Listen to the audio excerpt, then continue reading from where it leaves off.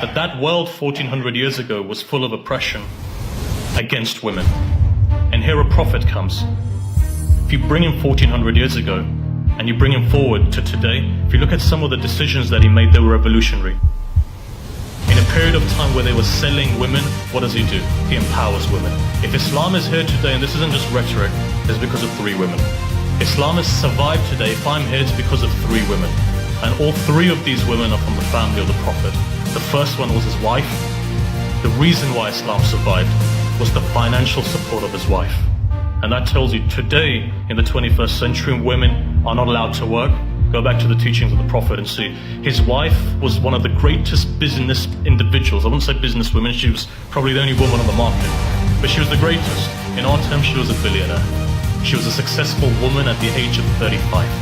And that's something that the Prophet knew, and that's the person he married. 25 years he stayed with one woman in an Arab society which saw a deficiency for a man not to marry 2 times. 25 years until he was 51 after his wife passed away, then he married again. One woman, second woman, his daughter.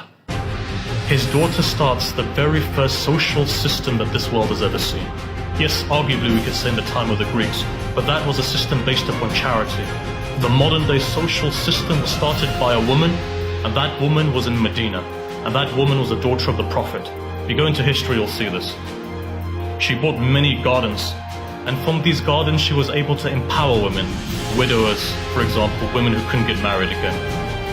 Divorcees, children, people who were impoverished. She would bring them into the system, and she would accumulate for them a social network whereby they would be able to generate funds and they would be able to support themselves. Third lady, go into history and now see.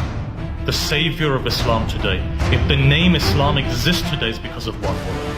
And that woman is the granddaughter of the Prophet Muhammad. When his grandson was slaughtered on the plains of Karbala, standing up against a tyrant, history is there. Muslims killed the grandson of their Prophet, slaughtered him on the plains of Karbala as he stood there for justice. His sister stood up, and his sister made sure that the whole world knew who Hussein was.